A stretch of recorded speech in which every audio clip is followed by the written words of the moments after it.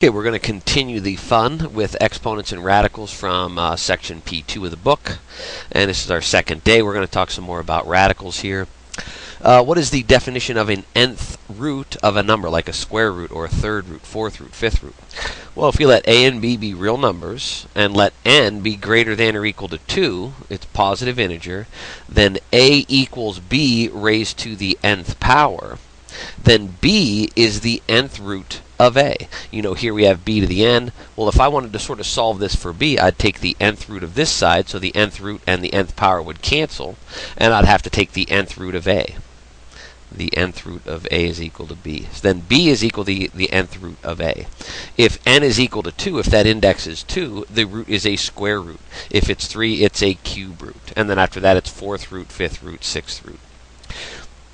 So the principal nth root of a number. Let a be a real number that has at least one nth root. The principal nth root of a is the nth root that has the same sign as a. And it's denoted by our simple radical symbol, the nth root of a. The positive integer n is the index of the radical, and the number a is the radicand. So what's under that radical sign is the radicand. This number out here is the index. If n equals 2, omit the index and just write the root of a. You know, just like if we see x, we know there's an implied x to the first power, but because it's the first power, we don't write it. Same thing with square roots. If you see a radical sign and there is no index there, then you just assume it is a 2, the square root of 2. Blah, blah, blah, blah. The plural of index is indices. So what do we have down here? The square root of 4, you know, they have that equal to plus or minus 2, and that's not correct.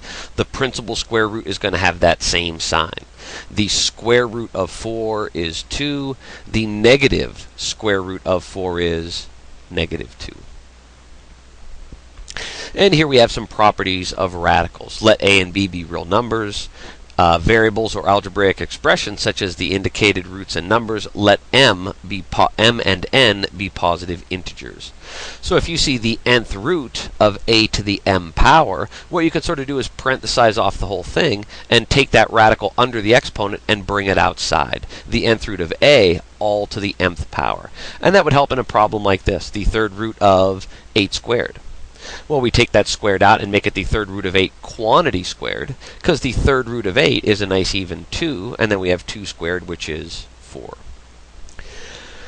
Here we have the nth root of one number a multiplied by the nth root of some number b. Because the indices are the same, they're both nth roots, we can put it all under one big radical that's an nth root, and then just take the numbers under the radical. We were multiplying here, so under the radical would be a times b. Like the square root of 5 times the square root of 7, since they're both square roots, we can give it one big radical sign and just multiply what's under them. 5 times 7 is 35.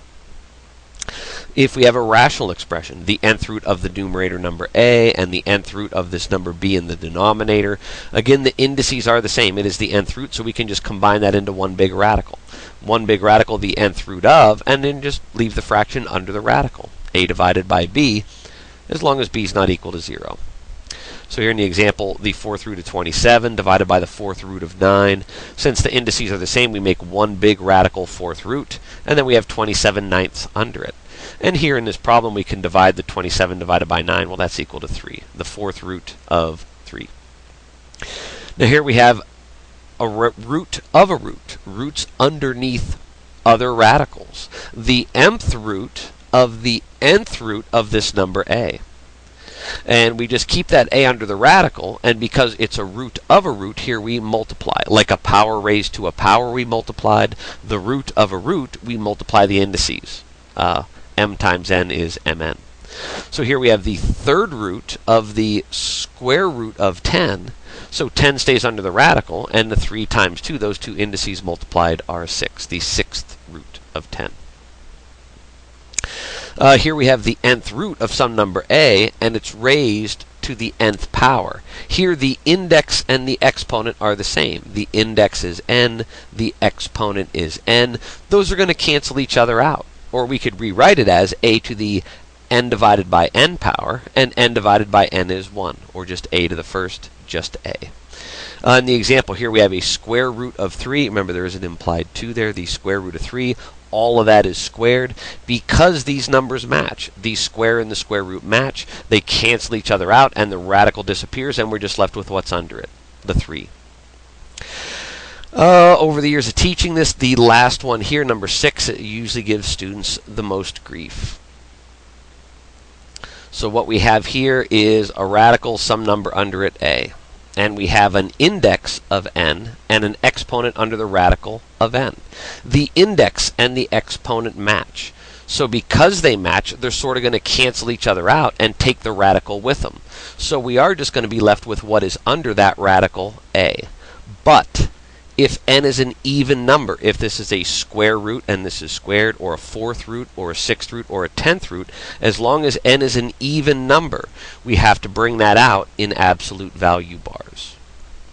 If n is an odd number, we do not have to bring out that a within absolute value bars. It comes out as a.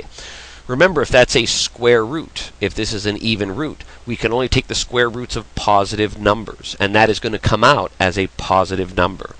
If we had the 3rd root of a negative 8, well, what number times itself 3 times is negative 8?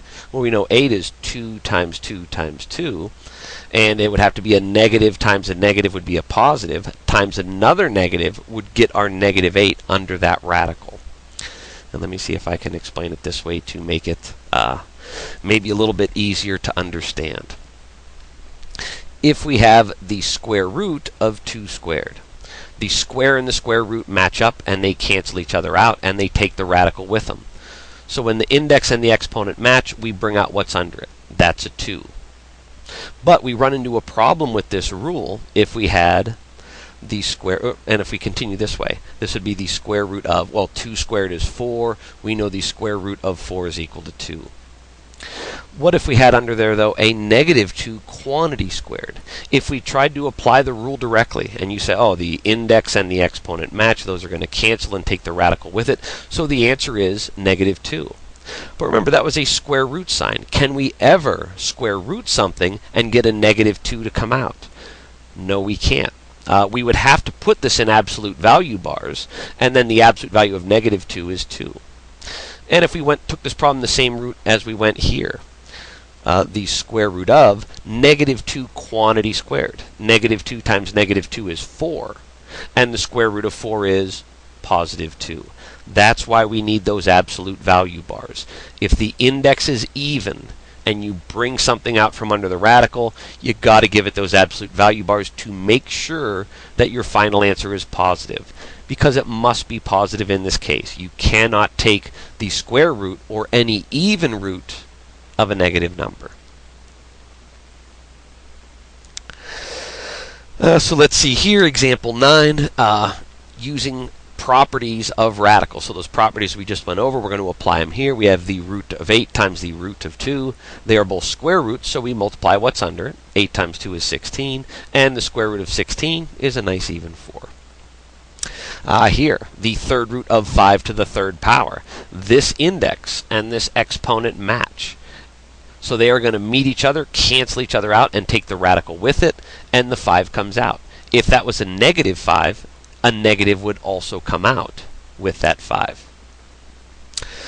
Here in letter C, it's almost the same thing. You know, we just applied that properties of exponents and brought, you know, sort of that 5 to the 3rd power out. Here it's the 3rd root of x to the 3rd. The 3rd index and the 3rd power match and cancel. They take the radical with it, and we're just left with x.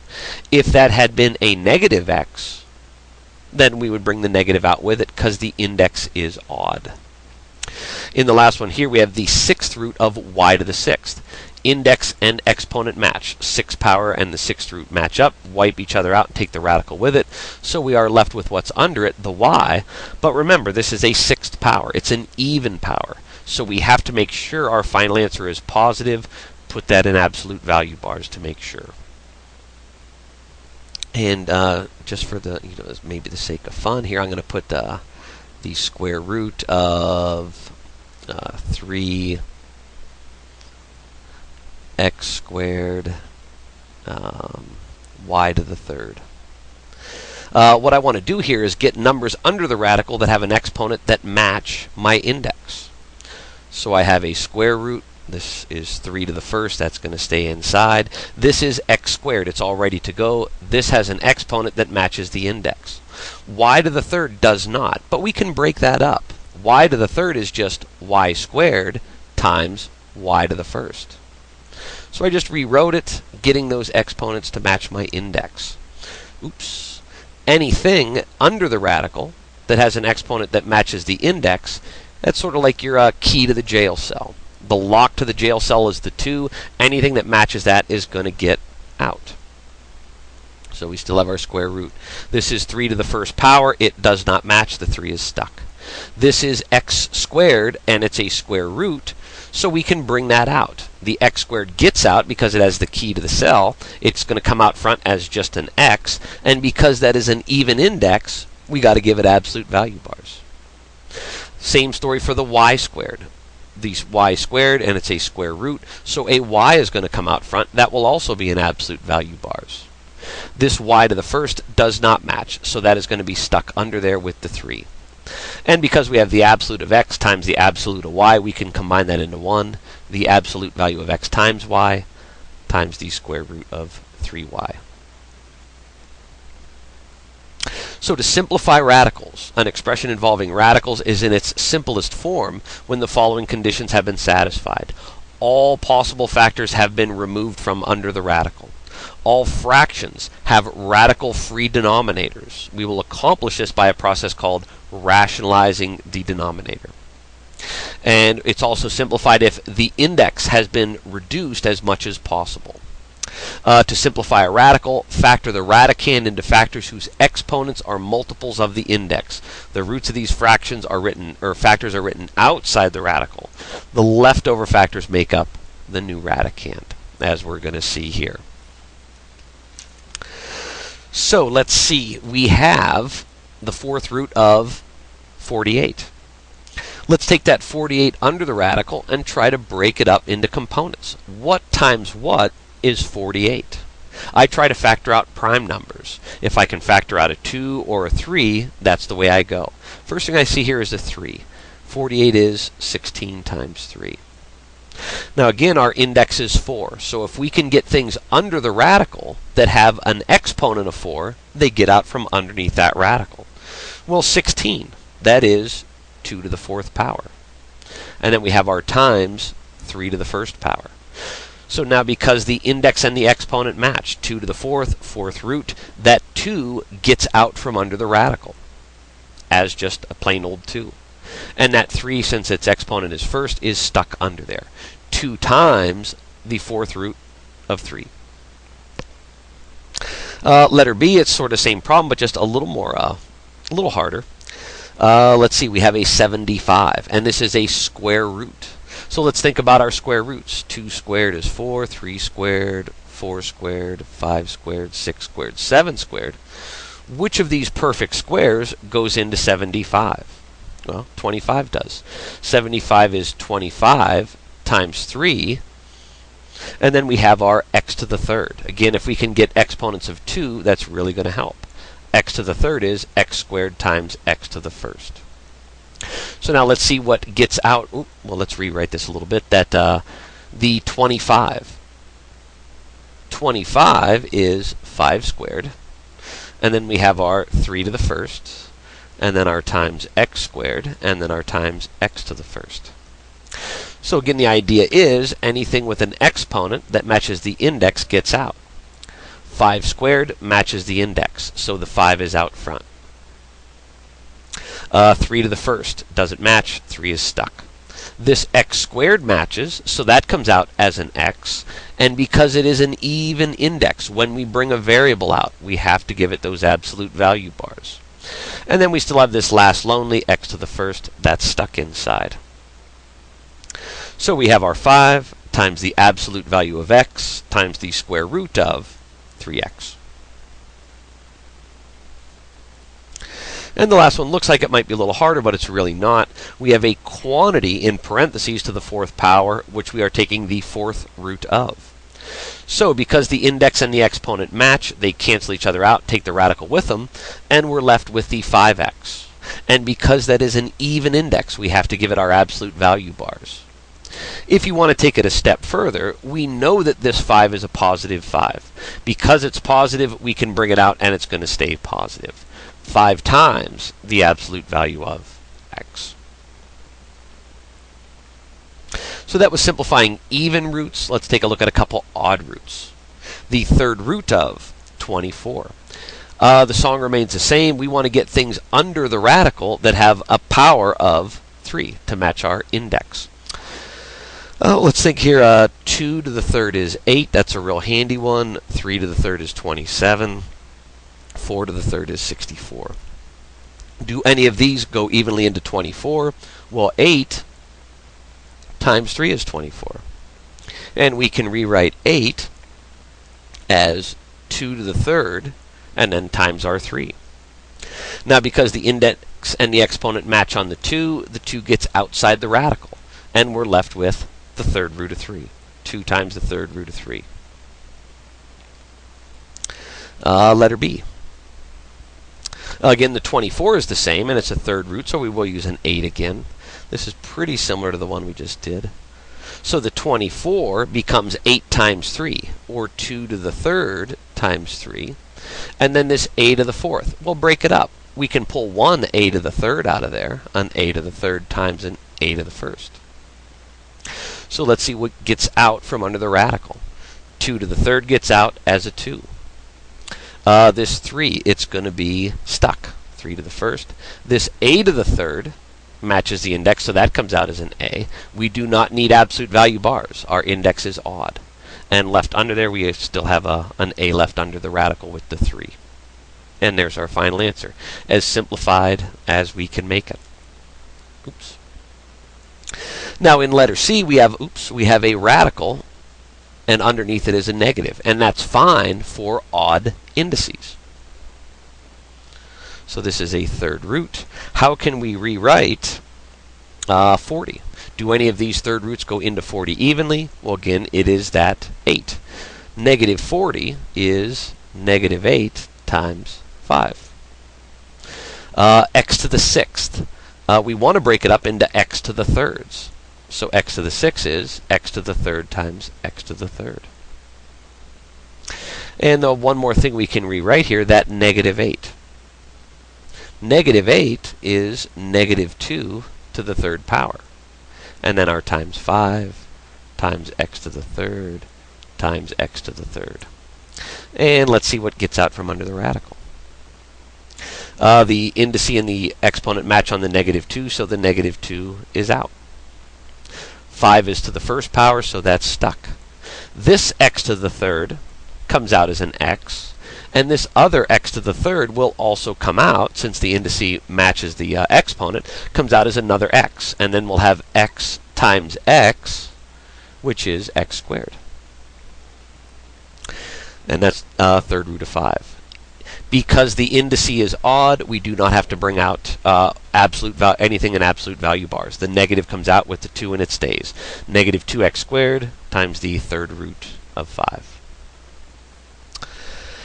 And I think we're about done with this section. Oh, no, this will be our last example for this video, and then we'll do some practice problems. Combining radicals. This is root 48. This is root 27. If I said combine 2x minus 3y, can you combine anything there? No, because this and this are like apples and oranges. We can't combine anything yet. But let's think about our perfect squares. 2 squared, 3 squared, 4 squared, 5 squared, 6 squared.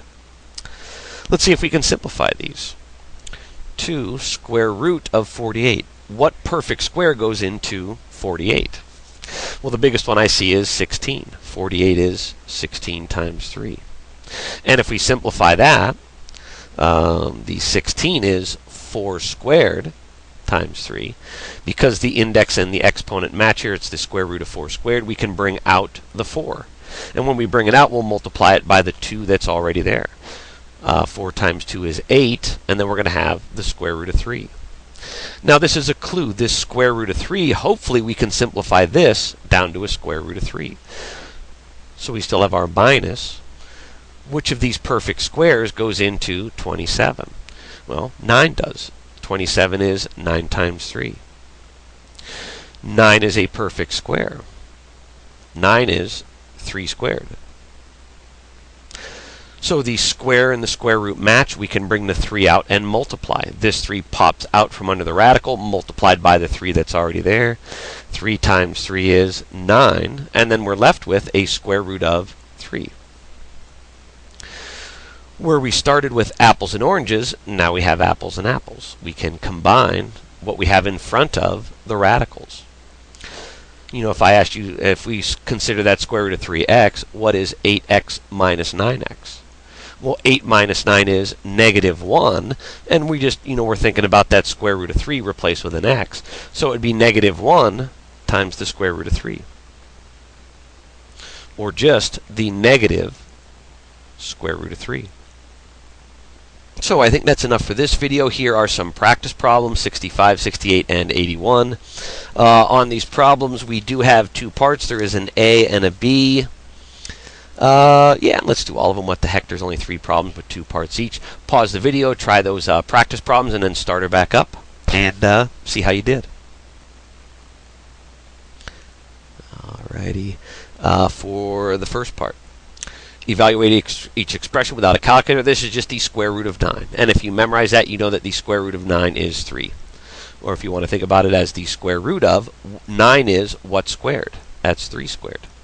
Index and exponent match. They cancel and take the radical with them. So it is just a 3. Because those were even, we'd have to think about it, in terms of an absolute value, the absolute value of 3. And because that's not a variable, we know the absolute value of 3 is 3. The next one, it is the third root of a fraction. Break it up. The third root of 27 divided by the third root of 8. Can I rewrite 27 as a perfect cube? Well, that's 3 to the third. Can I rewrite 8 as a perfect cube? Well, that's 2 to the third. So the index and exponent match. That's going to come out as a 3. Here again, index and exponent match comes out as a 2. 3 halves is our final answer.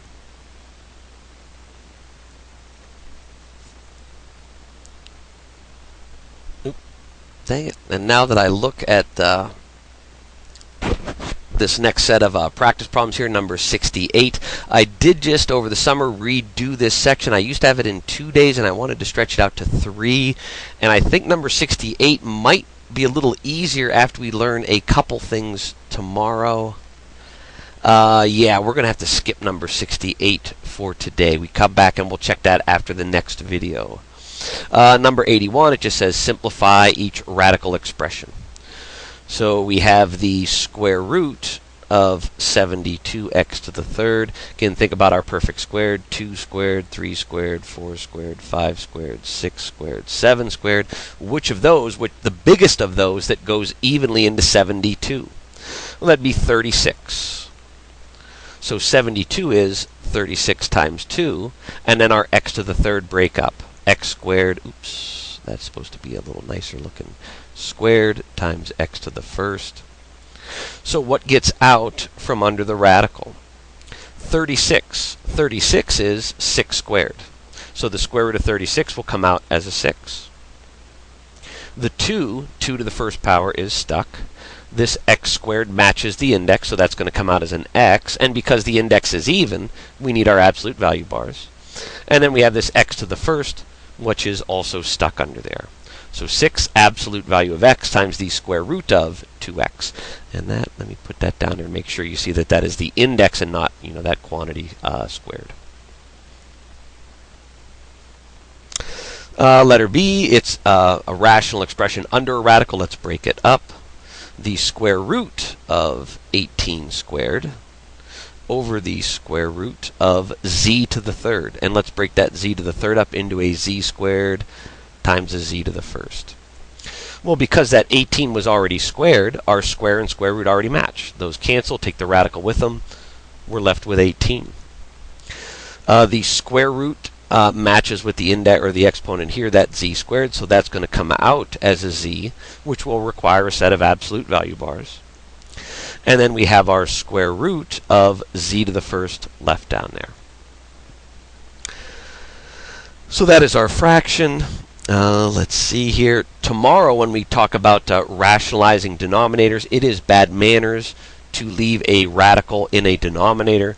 So here's a little sneak peek at tomorrow. We are going to rationalize, and to get rid of that radical in the denominator, we're going to multiply it by itself. The square root of z, if we multiply the denominator by that, we got to multiply the numerator by that to be fair. So our numerator is now 18 times the square root of z. Our denominator is the absolute value of z. And then here we have square root of z times the square root of z, which is just plain old z. And I guess down here we could multiply those together. Z times z would be z squared. 18 times the root of z over z squared. The assignment for tonight isn't very long, again, because I broke this up into 3 days instead of just 2. So again, go back over the notes and check out these 4 problems.